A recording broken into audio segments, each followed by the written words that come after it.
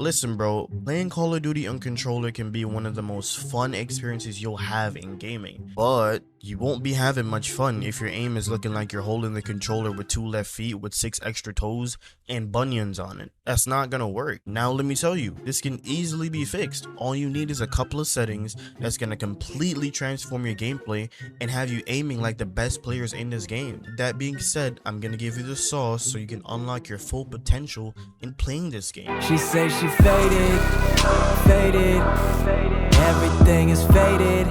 Yo, was good, brody. Alright, so bet. Now let me say this very quickly. If you have applied some of these settings from before or whatever the case may be, and you did have this information, that's okay. Just make sure you help somebody out in the comments, okay? We good? We good? Say that. The first setting we're gonna be addressing is FOV. Now, how to find FOV? You go to settings, you go to graphics, and you go over here to view. FOV is how much of your environment you can see in your field of view. The lower the value corresponds with how limited your field of view is, and making the value higher will increase the range of vision, making you see more of your surrounding. Now you might be asking, how does this affect your aim? 2 words: aim assist. Even though having a higher FOV does give you an advantage of seeing more and having more information of your surroundings, the trade-off is having less aim assist. All FOV essentially is doing is adjusting your camera focus. So having a lower FOV gives you a bigger hitbox for your aim assist to react to because it's zoomed in closer, versus having a higher FOV, making the target appear further away from you, thus making the hitbox smaller and the aim assist getting weaker because of it. Now, a lot of people just completely max out their FOV and go to 120, and that's okay, like that's fine. So then naturally the next question will be, well, Adam, what's the sweet spot? What values should I be using to where I have enough aim assist, but I can have the balance of seeing enough in my environment as well? The values you should be using is in between 95 and 110. Anything past 110, you're gonna lose too much aim assist to where it's not gonna be worth it. However, if you do want to go past 110 and even go all the way up to 120, the next setting you should be looking at is aim assist type. There has been many debates in the COD community about what aim assist type would be the best.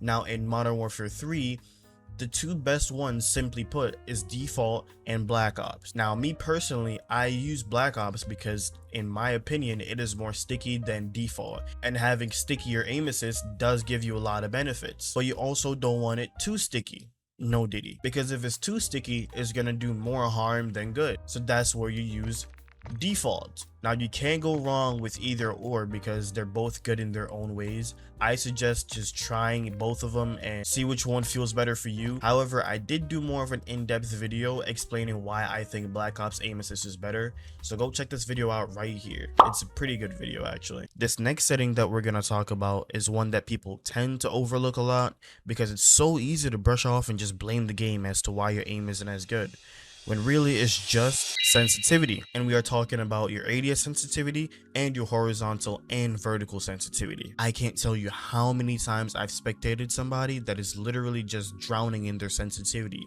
I mean, they're missing every single shot, they're whiffing everything, they're potato aiming, like it's just crazy, it's bad. To fix this, what you need to pay attention to is making sure your vertical and your horizontal stick sensitivities complement your ADS sensitivity. Let me explain. If you have a high sensitivity, like 13 or 17, make sure you lower your ADS sensitivity, and if you have a low sensitivity, make sure your ADS sensitivity can keep up with others while they're moving. So basically, not too low. Keep in mind, there's no such thing as a perfect sensitivity, or you can just watch a video and copy their sensitivity. No, it's unique to the player, and both high sensitivities and low sensitivities have their own pros and cons. I'll give you an example. Having a high sensitivity gives you the freedom to react faster to things and give you decent movement to evade heavy fire. And the con would be you are more prone to having less accuracy compared to players that play a lower sensitivity and have perfected that sense. And that's the most important part in sensitivity, making sure you're mastering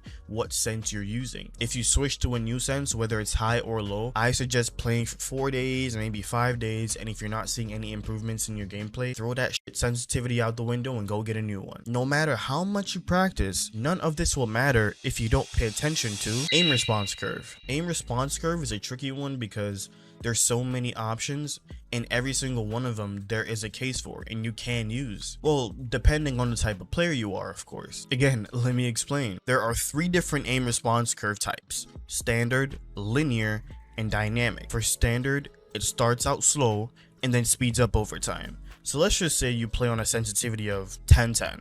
Using standard would make it go from, let's just say, 7 and then slowly and gradually go up to a 10. Slow going up to fast. This setting is for newer players that would struggle with micro adjusting, so you can get that pesky little sniper that's running away from you after hitting 1 bullet on him and missing every single one of those shots. Don't worry, bro, I've been seeing you miss all them shots. If you go with linear, the aim rate will be at a constant value, meaning, again, if you play 10/10, whenever you aim, it will stay at 10/10. It won't gradually go up, it won't gradually get faster, it won't get slower. No, it's gonna stay at one constant speed the entire time you're aiming. So again, if you play on 10/10, it will stay at 10/10 throughout the entire encounter. This is a little bit harder to use, but some people will swear by it. I've used it in MW 2019 and it was okay. I mean, I didn't complain with it, it was alright. However, according to the game's description, this is for people who have mastered the tweaking of aim settings, and I'd have to agree with them. You would need to have some sort of experience playing around with different sensitivities and different settings and all that stuff, so you can know what you're up against when you're using linear. Now, if you're using dynamic is probably the one that most of y'all are gonna be on, seeing that there's so many YouTube videos out there to use it. Just why not? I'm not gonna do that. I'm not gonna tell you which one to use. I'm gonna give you the information you need so then you can use it to your advantage and see which one fits you best. How dynamic works, it has the values moving the opposite of standard, moving from fast to slow. So again, let's just use our makeshift sense. If you're playing 10/10, dynamic would move it from 13, 12-ish, and then gradually go down to 10/10 as you aim. A lot of pros have been using dynamic for as long as I can remember, and I use it as well. When we're using dynamic, micro adjusting just makes everything feel a little bit more natural. So that's why we use it. Now, with you having more knowledge with response curves, I would say take some time and go through each and every one of them: standard, linear, and dynamic. See how they work and just practice them for yourself. This one depends on your personal preference as well as your experience playing Call of Duty games. And last but certainly not least, Dead Zone. Now, I will sit here in my chair with a tinfoil hat on and tell you that Dead Zone is one of the most important settings for controller. Let me tell you why. Dead Zone speaks to how much input you're gonna put into your analog stick for it to react or for it to move. So the lower you have this value, the closer it is to raw input, just like mouse and keyboard, because as soon as you move the thumbstick, it will react instantly. Now, if you turn the value up more, let's just say up to a 9 or a 10, it will have a little bit more of a delay in your analog stick. Now, you need to remember, if your controller has stick drift and you put the value all the way down, and we're talking about right stick min and left stick min,